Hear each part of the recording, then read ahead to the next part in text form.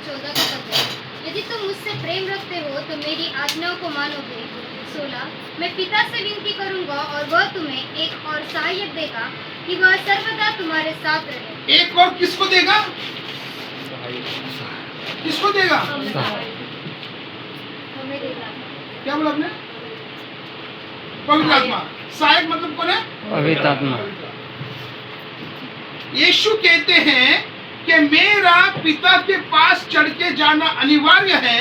जब मैं उसके पास जाऊंगा तो मैं पिता से विनती करूंगा कि तुम्हारे बीच में, तुम्हारे अंदर वो एक सहायक को भेजे। वो सहायक जब तुम्हारे अंदर आएगा वो तुमको वो सारी बातों की जानकारी देगा जो मैं तुम्हारे मध्य में रहते हुए किया। और वो सहायक आपके अंदर आ चुका है। क्यों पता है? आपका उद्धार हुआ है। कितनों का उद्धार हुआ है यहाँ पर?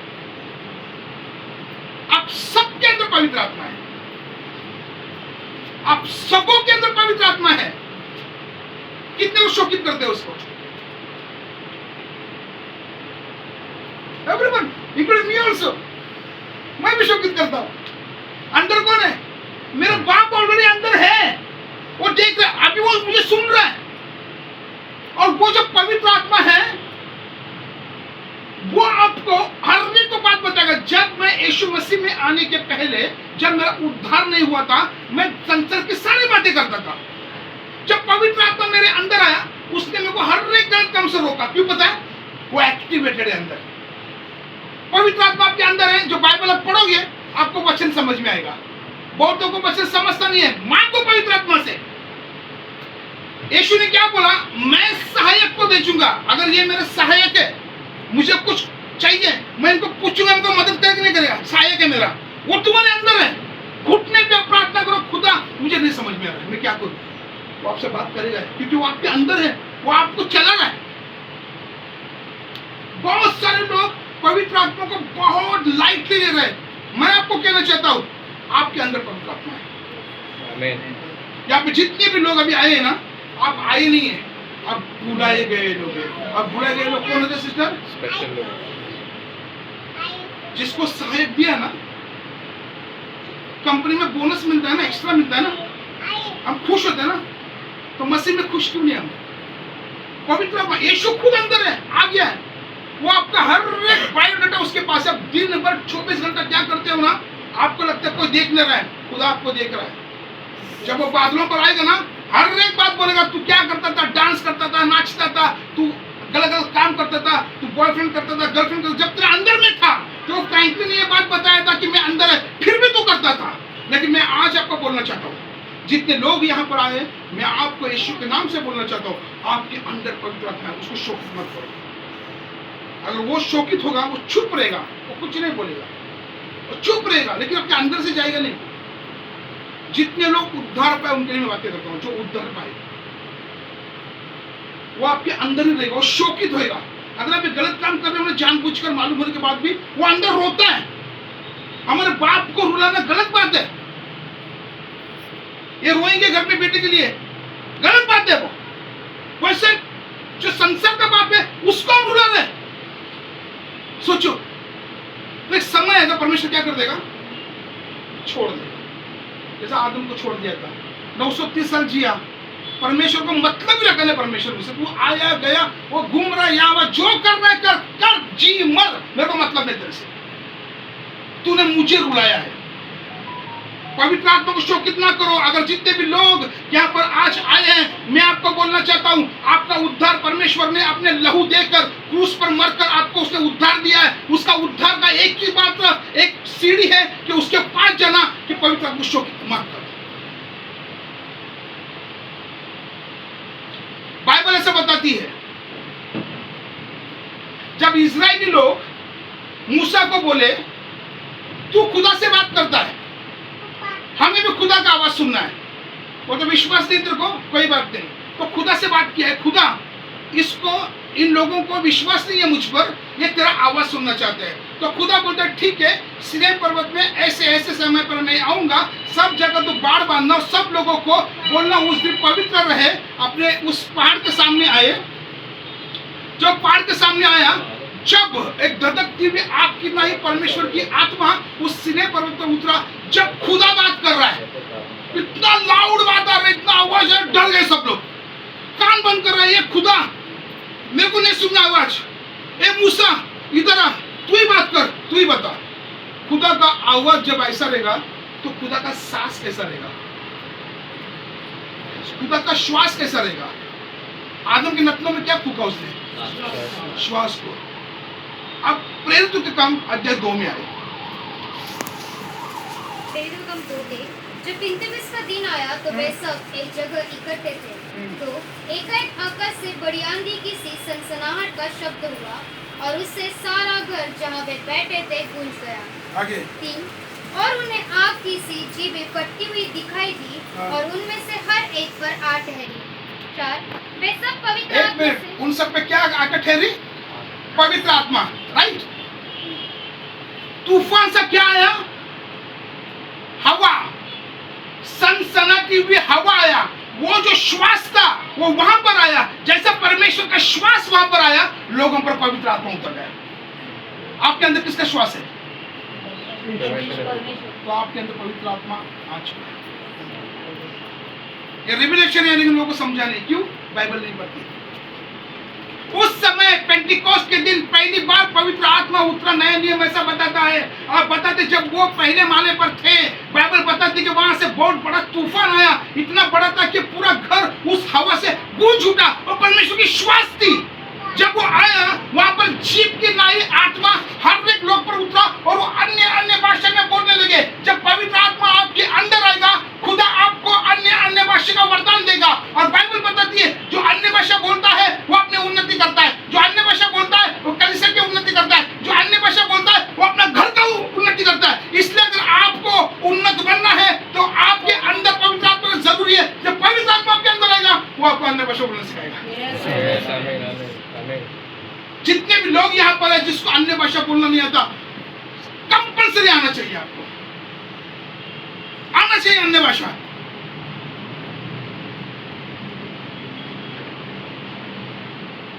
मैं आपको बताना चाहता हूं, कुछ पॉइंट्स है मेरे पास। जब यीशु मसीह को, ध्यान दे सब लोग, मेरे पास ध्यान दे, जब यीशु मसीह को ऊंचे क्रूस पर चढ़ाए गए तो वहां पर वो उसकी मृत्यु हुई। उसकी बॉडी को निकालकर एक नए कब्र में रखा। जब तीसरे दिन लोग गए तो वहां पर उसकी बॉडी नहीं है, वो ढूंढ रहे हैं, वहां पर बॉडी नहीं है। वही यीशु मसीह वहां से जीवित हो उठा अपने कहे के अनुसार और लोगों के बीच में 40 दिन तक दिखा और अपना पुख्ता प्रमाण दिया परमेश्वर का राज्य का बात बताते हुए, और 500 लोगों को दिखा। वही यीशु 12 चेलों के पास भी आया और उनको वो स्वर्ग की सारी बातें बता रहा है। तब उनको एक बात बोलता है, वो इस प्रकार से बोलता है,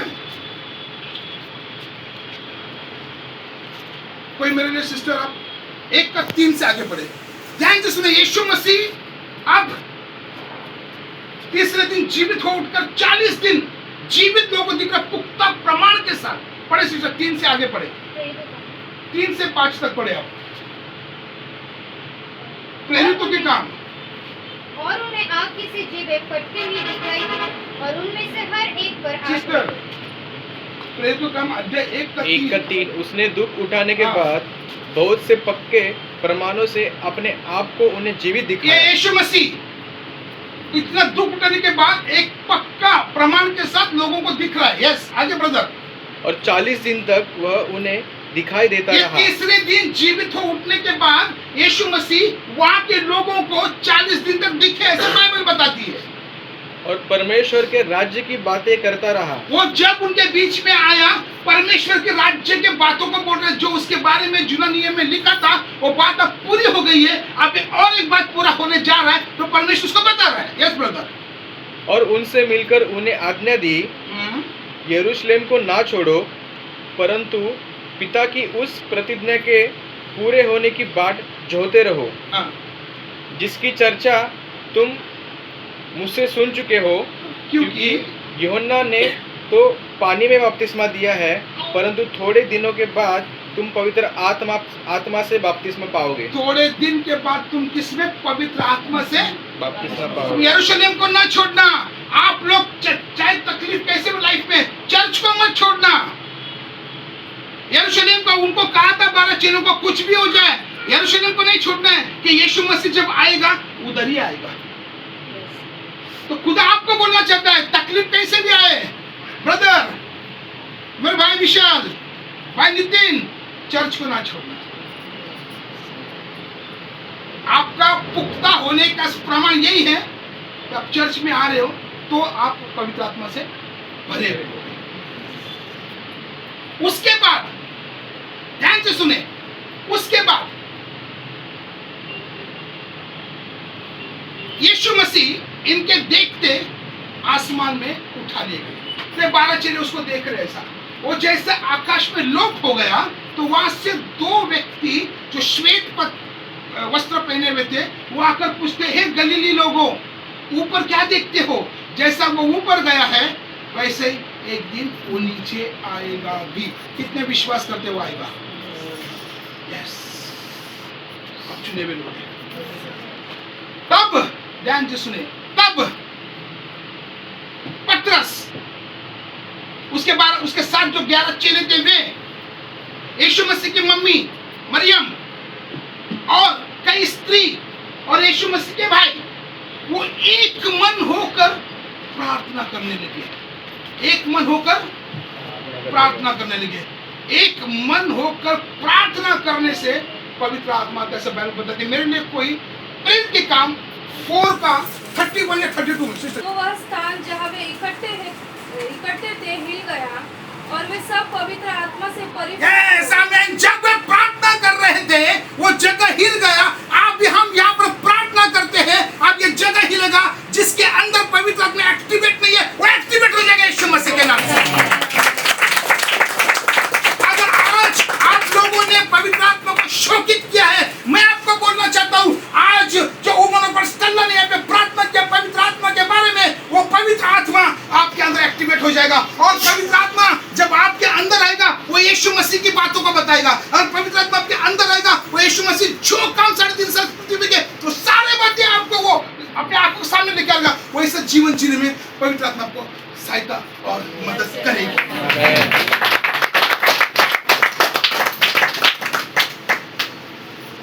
पवित्र आत्मा इतना आसानी से नहीं मिलता।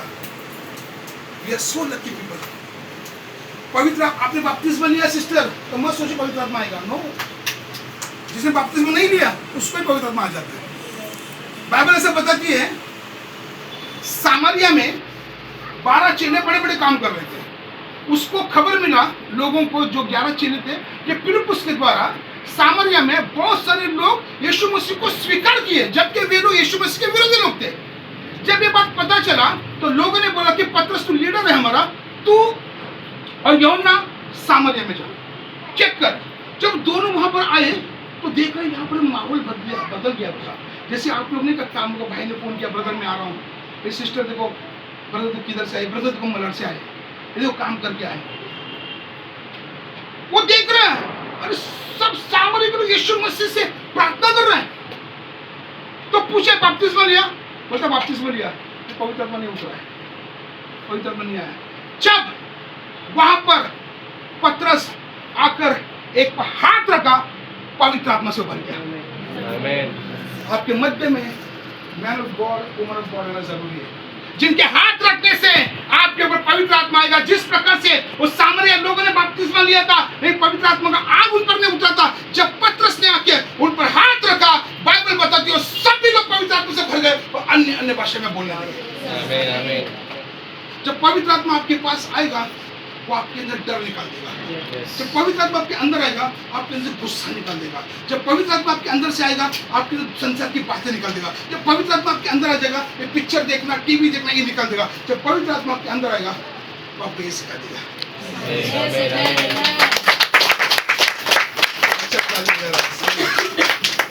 कितने लोग सीखना चाहते हैं?